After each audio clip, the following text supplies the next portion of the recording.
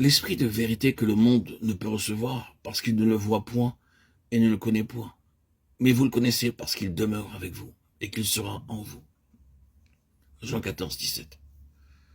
Ne savez-vous pas que vous êtes le temple de Dieu et que l'Esprit de Dieu habite en vous? 1 Corinthiens 3, 16. Dans la vie de la foi, on ne saurait attacher trop de prix à la connaissance, la véritable connaissance spirituelle. Un homme qui fait un héritage ou qui possède un trésor dans son champ n'en est pas plus riche jusqu'à ce qu'il en soit informé, qu'il sache en prendre possession et en user. De même, les dons de la grâce de Dieu ne peuvent devenir une bénédiction pour nous que lorsque nous en avons connaissance et que nous nous en saisissons.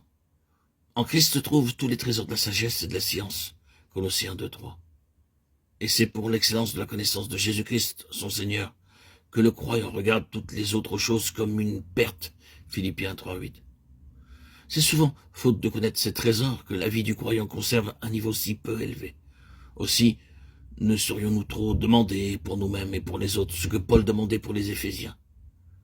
Que le Père de gloire vous donne l'esprit de sagesse et de révélation dans sa connaissance, et qu'il ouvre les yeux de votre cœur pour que vous sachiez quelle est l'espérance qui s'attache à son appel, quelle est la richesse de la gloire de son héritage qu'il réserve aux saints, et quelle est envers nous qui croyons l'infinie grandeur de sa puissance. Éphésiens 1, 17, 18. Oh, qu'il nous est nécessaire de connaître tout d'abord celui qui doit nous initier à toute vraie connaissance. Notre Père donne à chacun de ses enfants non seulement Christ, qui est la vérité, la réalité de notre vie, et toute grâce divine, mais encore le Saint-Esprit qui est l'Esprit même de Christ, l'Esprit de vérité. Nous avons reçu l'Esprit qui vient de Dieu, afin que nous connaissions les choses qui nous ont été données de Dieu. 1 Corinthiens 2, 12. Ici se présente alors une question très importante. Comment pouvons-nous reconnaître l'Esprit, savoir que c'est bien lui qui nous parle? Pour que nous puissions recevoir avec confiance les choses de Dieu, il faut d'abord que nous connaissions celui qui doit nous les enseigner. Et notre Seigneur répond à cette question en nous assurant que nous connaîtrons l'Esprit. Quand un ambassadeur arrive de la part d'un roi, quand un témoin rend son témoignage,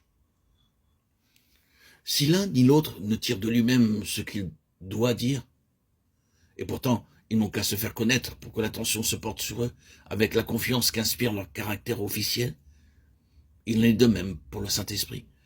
Lorsqu'il vient rendre témoignage de la présence de Christ et le glorifier en nous, il faut que nous ayons l'assurance que son message vient de Dieu, qui n'est pas le fruit de ce que notre raison humaine a pu recueillir de l'étude de la parole de Dieu. Connaître le sceau du roi est ici notre sauvegarde contre toute contrefaçon. Connaître l'Esprit est indispensable à notre foi. Et comment discerner, connaître l'Esprit? Jésus nous dit, vous le connaissez parce qu'il demeure avec vous et qu'il sera en vous. Il faut donc que l'Esprit demeure en nous pour que nous puissions discerner sa présence. C'est lui-même qui se fera connaître à nous. Aussitôt qu'avec obéissance et foi, nous le laisserons entrer, prendre possession de nous et nous parler de Jésus. Il déploiera ses lettres de créance. Il nous donnera lui-même la preuve qu'il est l'Esprit de Dieu. C'est l'Esprit qui rend témoignage parce que l'Esprit est la vérité. 1 Jean 5, 6. Et c'est parce que l'Église compte si peu sur l'Esprit pour éclairer le croyant que son action est rare et limitée et qu'on éprouve tant de crainte et d'hésitation à admettre sa présence.